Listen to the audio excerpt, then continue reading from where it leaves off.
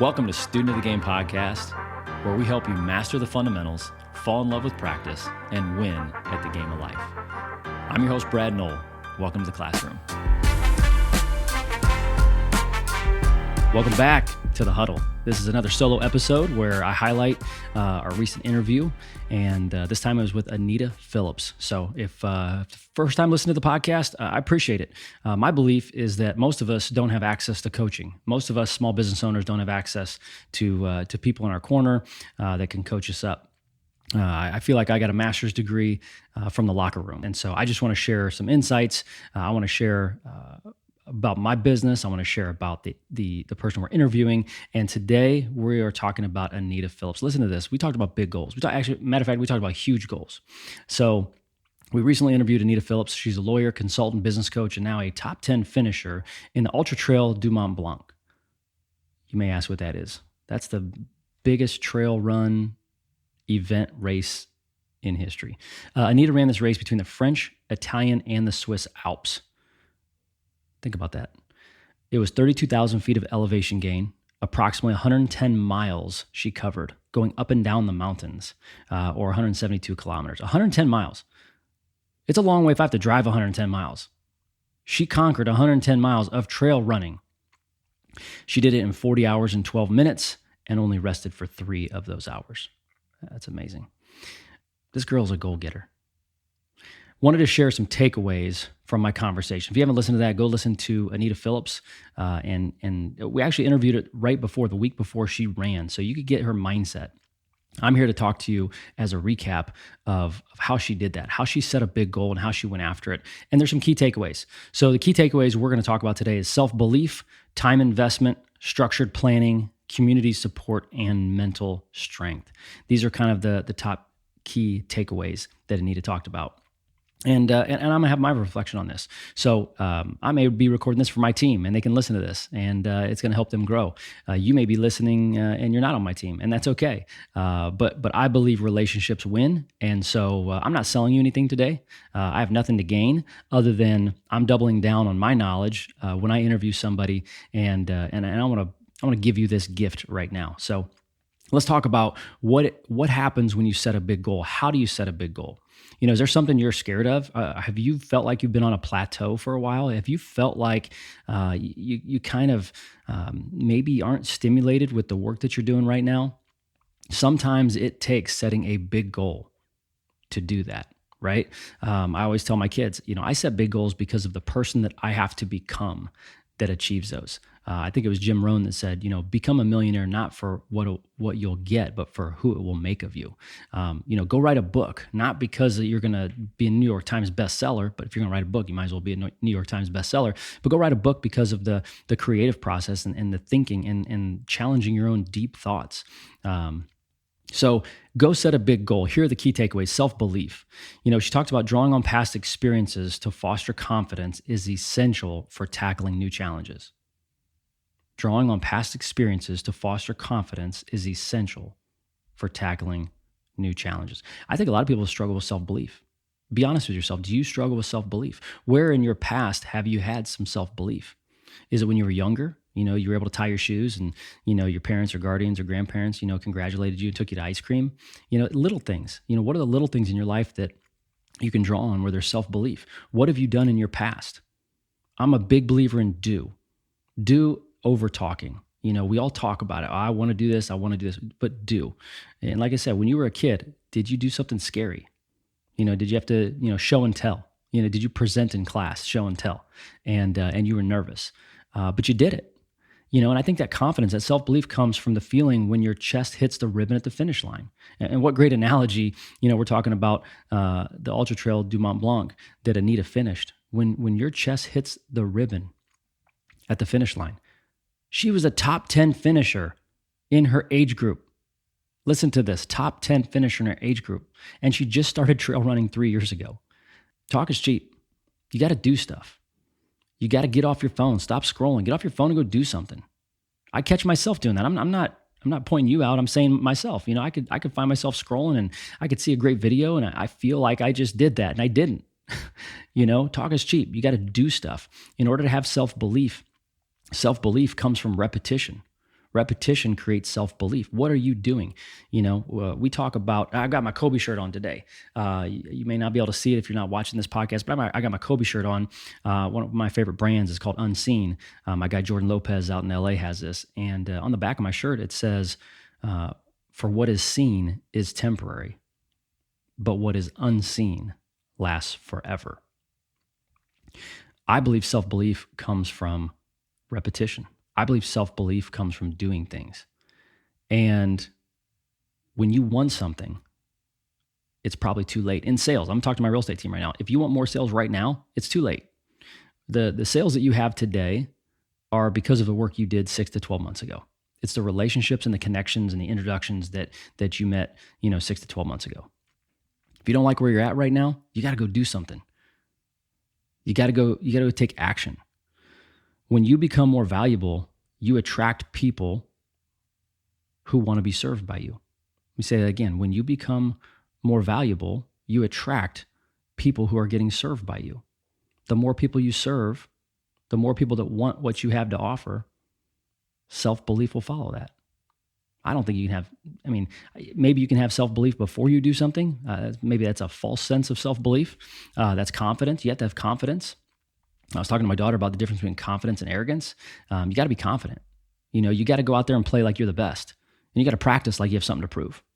But self-belief comes from doing something. And that was one of Anita's big takeaways is finding self-belief. She's only been doing this for 3 years, trail running. And then time investment. Achieving big goals requires a deliberate and sometimes sacrificial allocation of time. Let me say it again. Achieving big goals requires a deliberate and sometimes sacrificial allocation of time. Anything worth doing takes time. We know this. Food tastes better from, a crock pot than it does a microwave. I remember growing up and, when I was young, we'd go to church and mom put something in the crock pot. We'd come home from church. The house smelled amazing. You don't get that in the microwave, So if you want something great, it takes time. Anything worth doing takes time. Think about what you're going through right now that feels like a sacrifice. Do you feel stuck? What are the plateaus in your life? I can go back and I can look and see my plateaus. We only see people at their peaks. We only get the part that the public sees, the part where the team wins a championship. That's the kind of stuff that we see when a team wins a championship and somebody's hoisting the trophy. But you don't get to see the behind the scenes. That's the time invested. There is a wonderful book that was gifted to me called Mastery by George Leonard, and it talks about plateaus. And I think when it comes to you or a friend or family member, when it comes to somebody winning a sales award or falling into some money or winning the championship, go back to that for a second. That's what we see. We see the sale. Somebody makes a sale. Somebody in their office has a great month, and you see that, and you're like, I want that month. What we don't see is the plateau. Most of the work that is done goes unseen. That's why I wore the shirt today. Most of the work that gets done goes unseen. What are you willing to do to fall in love with time spent on the plateau? I went back and I looked at my sales over 21 years, and there's been about 4 or 5 plateaus. And what I mean by that is I go back and historically look at my data, and it'll show, 3 or 4 years in a row, I was stuck. I didn't grow, right? Everybody wants to grow 10%, 20%. Let's grow sales. Let's grow market share. That's great. But a lot of times you get stuck on the plateau. What do you learn from that plateau? Are you feeling stuck, or are you embracing it? She talked about time investment. Achieving big goals requires a deliberate and sometimes sacrificial allotment of time. How do you look at time? Are you patient? Are you impatient? I'm going to read you an excerpt I have here from Mastery. I believe this was on page 39 or 41. I was looking at this last night. One of my favorite parts here. If our life is a good one of mastery, most of it will be spent on the plateau. If not, a large part of it may well be spent in restless, distracted, ultimately self-destructive attempts to escape that plateau. Let that sink in. I don't know if you're on a walk right now, if you're driving, and you just heard this for the first time. Mastery is a book by George Leonard. It's a quick read.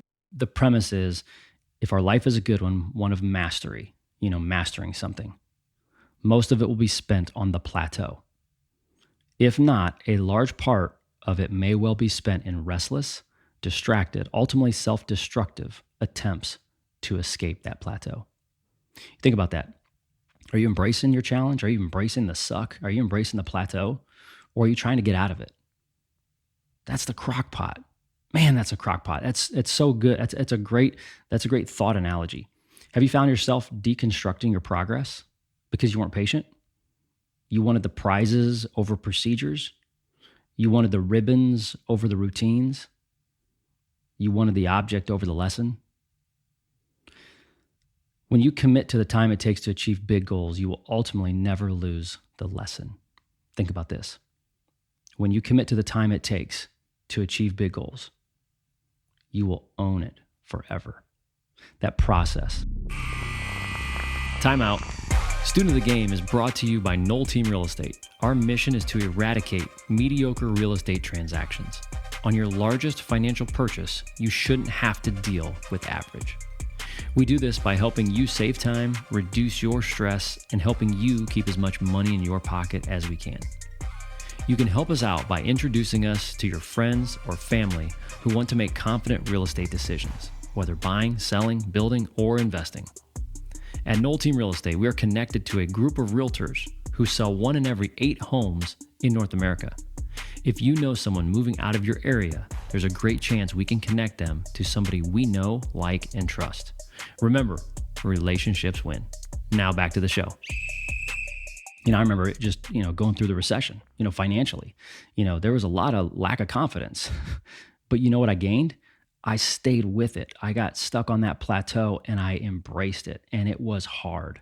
It was one of the hardest times. It was right when my wife started staying at home with the kids. We bought a new house. It was bigger than ever before. I changed companies, and here's the recession. It was hard. I do not want to go back. And we bite, fight, scratched, and clawed our way through it. And the lessons that I learned, I now own those. There's a lot of things that I do really, really well because of the challenging times that I went through. And that's what she talked about, a time investment. Achieving big goals requires a deliberate and sometimes sacrificial allotment of time. She talked about structured planning. Breaking down large tasks into manageable steps can transform daunting goals into achievable actions. I'm going to make this one really quick. Hire a coach. Find a mentor. Find a leader. Don't do this by yourself. When I think of structured planning, I think of do not go it alone. Real estate is an isolating business. If you're on my team right now, you know one of our core values is win together. If you're not on my team right now, you know that real estate is an isolating business, and I do not believe greatness can happen in isolation. I believe you need a coach, a mentor, a leader, somebody to help you with structured planning. Tiger Woods said, I can't see myself swing. That's why I hired a coach. Greatest golfer of all time. I hire a coach because I can't see myself swing. There are several ways to structure your plans. You can structure them by time or by activities. And you can get help with this. One of the best coaches that I've had, and I've hired a lot of coaches, but one of the lessons that I've learned is how to mind map, how to brainstorm, how to take ideas and put them on paper so that I can structure my time and my activities. What's the next most logical step? And that's structured planning. You might be listening to this podcast because of the things we say and people we talk to. It helps you unlock something or see something in a new way.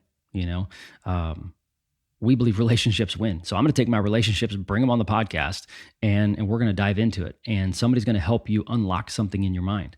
And it takes structured planning. And this is a great time for you to hire a coach. Maybe it's your health. Maybe it's relationships. Maybe it's your faith. Maybe it's your business or your finances, right? I mean, there's so many different avenues of growth.